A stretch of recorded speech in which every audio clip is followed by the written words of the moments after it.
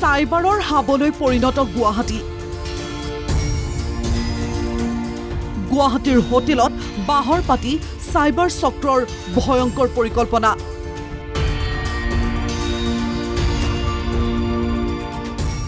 আৰক্ষীৰ জালত 8 কুখ্যাত সাইবাৰ অপৰাধী। সাইবাৰ অপৰাধীৰ এটা বৃহৎ চক্ৰ।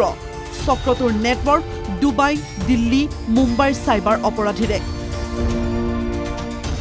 গুৱাহাটীৰ বৰাগাঁৱৰ লক্ষ্মী মন্দিৰ পথৰ এইখন তালুকদাৰ হোটেলত বাহৰ পাতি চক্ৰটোৱে ধন লুটৰ চলাইছিল ভয়ংকৰ পৰিকল্পনা।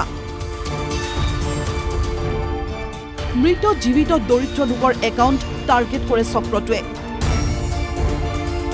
চক্ৰটোৰ মাষ্টাৰ মাইণ্ড এইটো ৰুবুল হুছেইন খান। বৰপেটা কয়াকুছিৰ অগপ নেতা ৰুবুল হুছেইন খান। অতি কম সময়ৰ ভিতৰতে কোটিপতি ৰুবুল। কিছুদিন পূৰ্বে গুৱাহাটীৰ সাইবাৰ আৰক্ষীয়ে উৎখাত কৰিছিল এটা সাইবাৰ অপৰাধী চক্ৰ। চক্ৰটোৰ স্বীকাৰোক্তিৰ ভিত্তিতে সোমবাৰে মহানগৰ আৰক্ষীয়ে অভিযান চলাইছিল বৰাগাঁৱৰ সেই বিশেষ হোটেলখনত।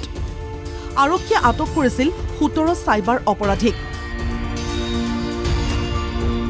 আৰক্ষীৰ নিৰন্তৰ জেৰাৰ অন্তত গ্ৰেপ্তাৰ হৈছিল 8 অভিযুক্ত। 4 অভিযুক্তক প্ৰেৰণ কৰা হয় কেন্দ্ৰীয় কাৰাগাৰলৈ। সম্প্ৰতি 3 দিনৰ জিম্মাত আছে মূল অভিযুক্ত ৰুবুল হুছেইন খান, আজিজুৰ হক শ্বাহ আলম, আব্দুল কালাম। চক্ৰটোৱে দৰিদ্ৰ লোকৰ একাউণ্টসমূহ ভাড়ালৈ লৈ বিক্ৰী কৰি দিয়ে ডুবাই, দিল্লী, মুম্বাইত বহি থকা সাইবাৰ অপৰাধীক। একাউণ্টবোৰত লেনদেন হয় কলা ধনৰ। তেনে ধনৰ এটা অংশ লাভ কৰে অসমৰ এইসমূহ সাইবাৰ অপৰাধীয়ে। ধনৰ ভাগ লাভ কৰে একাউণ্টৰ গৰাকীয়ে। আৰক্ষীয়ে গেংটোৰ পৰা জব্দ কৰিছে কেইবাখনো চেকবুক। বিভিন্ন বেংকৰ ATM আৰু 6খনকৈ বিলাসী বাহন জব্দ কৰিছে আৰক্ষীয়ে।